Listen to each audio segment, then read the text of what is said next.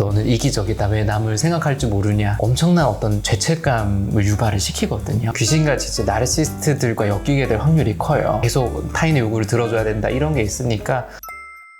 안녕하세요. 오늘은 이준영 선생님의 책 자존감 도둑에서 우리로 하여금 주변의 나르시시스틱한 사람들한테 취약할 수 있고 휘둘릴 수 있는 어떤 심리에 대해서 좀 이야기해 보도록 하겠습니다. 진료를 하다 보면은 나르시스틱한 분들한테 많이 엮이게 되는 그런 성향이 있는 분들이 또 있거든요. 또 그런 분들이 이제 겉에서 보기에는 되게 친절하고 자기희생적이고 남들을 위하는 마음도 큰데, 문제는 이러한 부분들이 본인한테도 좀 많이 힘들게 좀 느껴지기도 하는 경우도 있어요. 되게 좋은 특성들이잖아요. 네. 다른 사람 배려하고 다른 사람 감정 신경 쓰고 거기에서 기쁨을 느끼고, 근데 이제 마음이 좋은 사람들 사이에 있을 땐 너무 좋은 특성인데 착취적이고 상대방을 배려하지 않는 사람들 사이에 있을 때는 이제 그런 특성들이 오히려 나를 굉장히 스스로를 힘들게 할 수 있죠. 이러한 게 너무 이제 강하게 될 경우, 이제 남을 너무 위하게 되면은 사실 본인도 좀 소진이 될 수도 있고요. 그게 강한 분들 마음 속에는 당연한 어떤 욕구들이나 이런 것마저 억제를 해야 된다, 남을 위해야 된다라는 약간 이제 강박관념처럼 나를 좀 비난하는, 압박하는 사고방식 같은 게 있을 수도 있어요. 그래서 그 부분을 저는 이제 책을 쓰면서 죄의식형 자존감 도둑이라고 했거든요. 근데 이거는 실제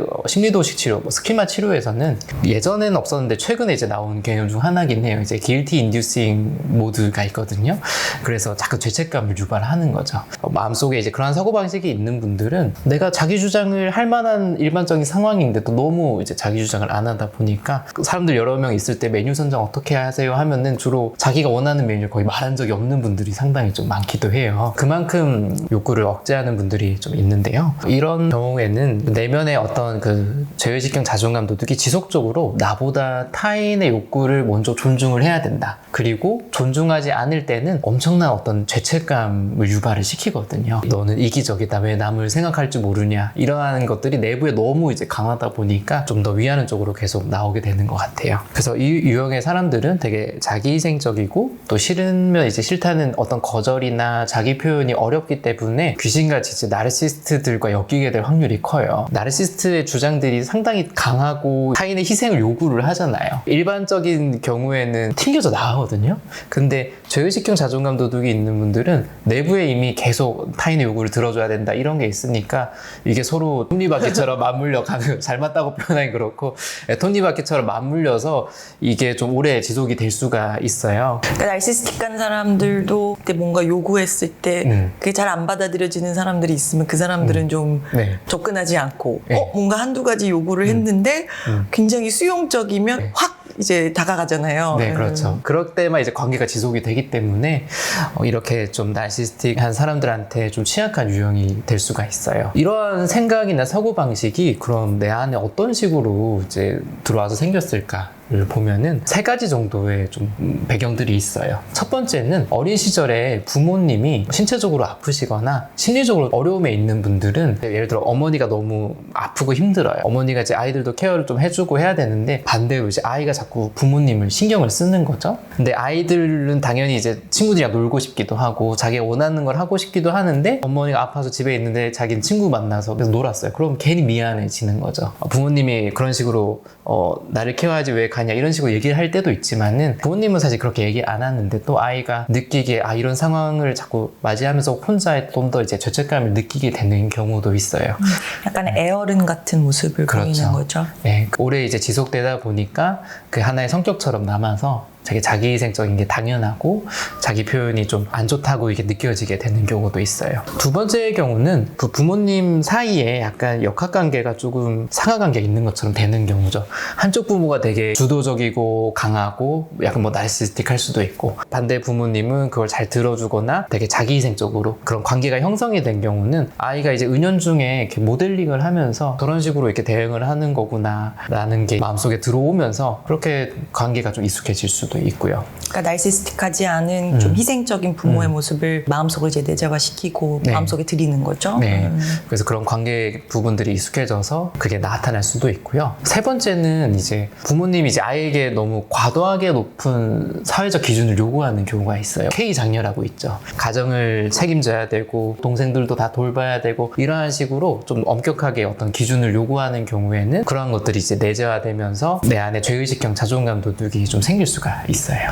그렇다면 이런 분들이 여기서 벗어나기 위해서 이런 죄의식형 자존감 도둑에 대한 해독제는 네. 좀 어떤 게 있을까요? 크게 한 3가지 정도가 있는데요. 우선은 사람들의 기본적인 욕구가 있다는 것부터 좀 인정을 해야 돼요. 누구나 어렸을 때부터 이제 태어나면은 뭐 애착이나 이제 인정을 받고 싶은 기본적인 욕구가 있어요. 그거는 뭐 이기적인 것도 아니고 당연히 우리가 사람으로서 되게 받고 싶은 거거든요. 돌봄도 받고 싶고 이제 사랑과 수용도 받고 싶은 마음이 있는데 그것을 자존감 도둑은 되게 이기적이다, 그건 나쁜 거다라고 얘기를 하니까요. 두 번째는 건강한 자기 표현의 욕구예요. 누구나 자기가 말하고 싶거나 표현하고 싶은 거는 존중을 받아야 되거든요. 그리고 자기 표현의 욕구라는 게 사실은 관계에서도 나쁘지가 않은 게, 예를 들어 뭐 친구랑 밥을 먹기로 했는데 친구가 맨날 자기가 먹고 싶은 것만 먹어요. 나는 딴 걸 먹고 싶어요. 예를 들어 뭐 전 찜닭을 좋아하는데 찜닭을 먹고 싶어요. 그럼 표현하지 않다가 이제 마음속에 계속 쌓이는 거예요. 그러면 나중에 어떻게 되냐면 그 친구가 사실 보기 싫어질 수도 있어요. 아니면은 참다가 한번 이렇게 화를 낼 수도 있죠. 왜 너는 너 원하는 것만 하냐. 그 친구 입장에서 약간은 조금 당황스러울 수도 있죠. 뭐 너가 나 먹고 싶은 거 먹으라며. 이렇게 처음에 내가 자기 희생을 하고 자기 표현을 안 하는 것들은 이 친구랑 잘 지내려고 좀 맞춰주려는 걸 수도 있지만은 우리는 누구나 그런 자기 표현이나 실행을 하기 싫은 그런 기본적인 욕구가 있기 때문에 그걸 너무 억누르는 거는 나한테도 좋지도 않고 일반적인 관계에서도 좀 좋지가 않기 때문에 적절한 거절이나 자기 표현은 상당히 나한테 중요한 거다. 이주연 선생님이랑 다음 식사할 땐 꼭 찜닭을 먹는 걸로.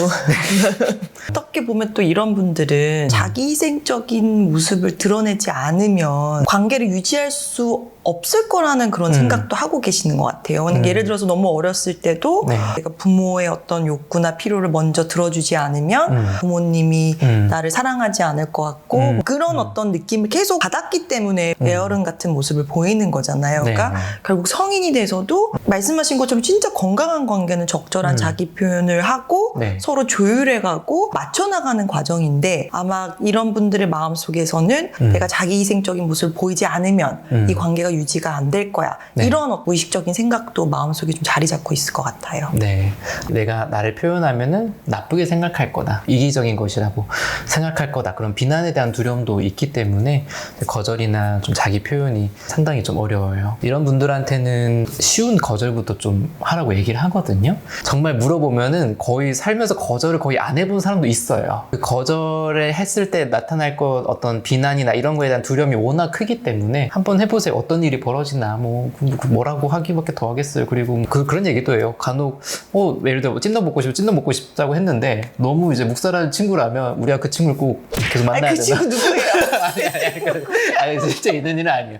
예, 거절을 실제 하시고 오신 분들이 하는 말이 너무 좋았다. 너무 편안했다. 그리고 생각보다 별일 없더라. 그래서 오히려 사람들은 잘 받아주더라. 그분들이 말하는 거절이란 건 정말 나쁜 거절들이 아니거든요. 우리가 일반적인 거의 자기 표현에 속하는 부분들이기 때문에 자기 표현은 나쁜 게 아니다 라고 생각하는 게 또 중요해요. 적절할 정도로 거절을 하는 게 네. 오히려 관계에 더 좋을 수 있는 게 이 자기 희생적인 부분이 있는 분들이 너무 참으면서 거절을 안 하다가 네. 끝까지 찼을 때 실은 적절치 않은 상황에서 너무 강하게 거절하는 어떤 모습도 나올 수 있잖아요. 네네. 사실 평소에 적절한 정도의 자기 표현과 거절이 오히려 그 관계에서는 훨씬 더 도움이 되죠. 네. 그리고 욕구에 대해서도 얘기해 주셨는데 어린 시절 생각과 감정도 실은 우리가 태어나자마자는 내가 느끼는 감정이 뭔지 내가 원하는 게 있어도 이게 뭔지를 평용할 수가 없잖아요. 네. 아직 그런 게 잡혀있지 않기 때문에 근데 그거의 역할을 원래는 주 양육자, 주로는 부모죠. 아 너가 이렇게 느끼는구나. 아 너가 이걸 원하는구나. 너가 이걸 하고 싶구나. 실은 이런 거를 통해서 아 내가 느끼는 감정이 내가 이런 걸 원하는 거구나 라는 인지가 생길 수 있는 건데 네. 이제 어린 시절 여러 가지 너무 만성적으로 뭐 아프시다거나 아니면 성격적인 이슈가 있던거나 해서 자녀의 욕구에 대해서 충분히 인지를 하고 그거를 되돌려주지 않는 부모 밑에서 성장한 자녀분들은 본인의 욕구가 뭔지를 잘 모르시는 경우가 되게 많은 것 같아요. 근데 이제 이준용 선생님이 이 책에서 욕구에 대한 인지를 하기 위해서는 또 어떤 부분들을 좀 하면 이게 도움이 되는지 그 내용도 좀 포함이 돼 있는 것 같았어요. 맞아요. 말씀하신 것처럼 어렸을 때 이제 나의 감정들을 누군가 언어로 이렇게 표현을 해주면 아, 이게 화나는 거구나. 아, 나는 이런 걸 원하는구나를 사실 알면서 좀 자연스럽게 좀 배울 수가 있는데 환경적으로 그런 기회가 없었던 경우에는 특히 죄의식은 자존감 도둑이 있는 분들은 자기 욕구를 워낙 눌려왔기 때문에 내가 뭘 원하는지 모를 수가 있어요. 일단은 첫 번째는 아, 내가 모를 수 있구나를 인정을 하는 게 첫 번째고요. 두 번째는 저는 약간 우리 과학 실험하듯이 하는 거라고 보면 좋을 것 같아요. 가설을 세우고 실험을 하고 결과가 맞으면 맞구나 하고 결과가 아니면 다른 걸 찾고 이렇게 피드백을 받으면서 가잖아요. 그래서 좋아하는 것도 여러 가지들을 결국 시도를 해볼 수밖에 없어요.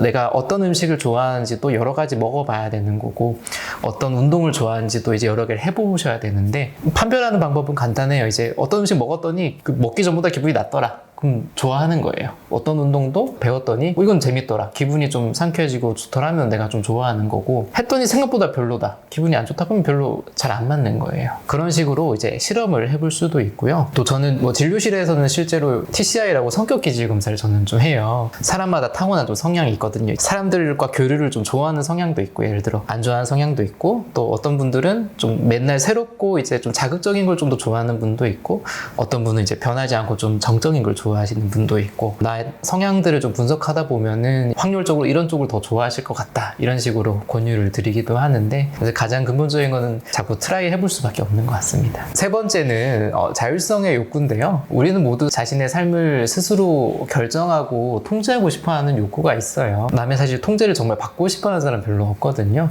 내가 뭔가 혼자 하고 싶다 이러한 마음이 든다고 해서 그거를 꼭 눌러놓을 필요는 없을 것 같습니다. 자율성이 정말 중요하다라는 생각을 진료를 보면 볼수록 느끼는 것 같아요.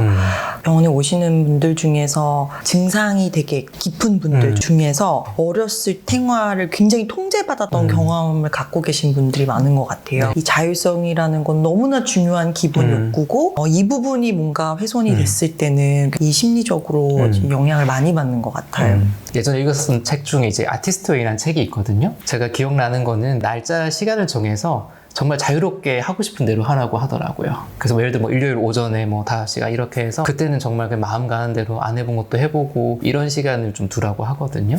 영화 보고 싶으면 영화 보고 어디 가보고 싶은 곳 있으면 한번 가보고 내가 정말 혼자 마음대로 이렇게 정하는 어떤 시간을 정해두시면 좋을 것 같아요. 워낙에 타인지향적인 분들은 자기 혼자만의 쓰는 시간이 없거든요. 워낙 이 사람 부탁 들어주고 저것도 해야 되고 이 역할도 해야 되고 하니까 정말 본인이 원하는 시간을 거의 보내지 못하기 때문에 그런 식으로 행동을 해보는 것도 도움이 될 것 같습니다. 이런 죄의식형 자존감 도둑과 제일 싸우는 근본적인 말들은 내 욕구를 표현하는 게 결코 이제 이기적인 게 아니다. 나를 위하는 게 이기적인 게 아니다라는 것을 아는 게 되게 중요해요. 모든 관계에서도 내가 일단 컨디션이 좋고 저 기분이 안정돼야지 이제 남한테도 좋게 얘기를 할 수 있잖아요. 너무 남만 위하다 보면은 정작 나는 속이 안 좋다든지 아니면 좀 번아웃이 온다든지 그럼 결국 관계에서도 결국 안 좋기 때문에 우리는 누구나 나를 좀 최우선으로 두기는 해야 될 것 같아요. 정말 자기중심적인 사람들은 본인이 자기중심적이라는 걸 인지를 못하고 내가 이기적인 건가? 내가 뭔가 너무 나만 생각했나? 그 생각을 많이 하는 분들은 오히려 되게 자기희생적인 부분이 많은 사람들이잖아요. 네, 맞습니다. 이런 분들은 내가 이기적인 거라고 생각하는 정도로 해야지 이제 남들 평균 정도 가실 거예요. 그래서 너무 걱정하지 마시고 좀 거절도 좀 해보시고 자기 표현도 한번 해보시면은 생각 외로 편안함을 많이 느껴요. 거절하면 너무 좋거든요. 이준용 선생님의 표정을 보니까 이건 개인 경험에서 나오는 진심에서 나오는 얘기인 것 같습니다. 거절도 해야 됩니다. 그래서 이렇게 좀 그런 나를 올가매는 나의 사고방식을 한번 좀 돌아보고 그게 좀 줄어들어서 좀 편안하게 지내시면은 결국 나르시스트들도 오다가 아마 물러설 거예요. 좀 안 통하는구나. 이렇게 해서 영상 참고해서 나르시스트와 관계에서 벗어나는 데도 좀 도움이 되길 바랍니다. 오늘 토킹은 여기까지. 이준영, 원은수입니다. 감사합니다. 감사합니다.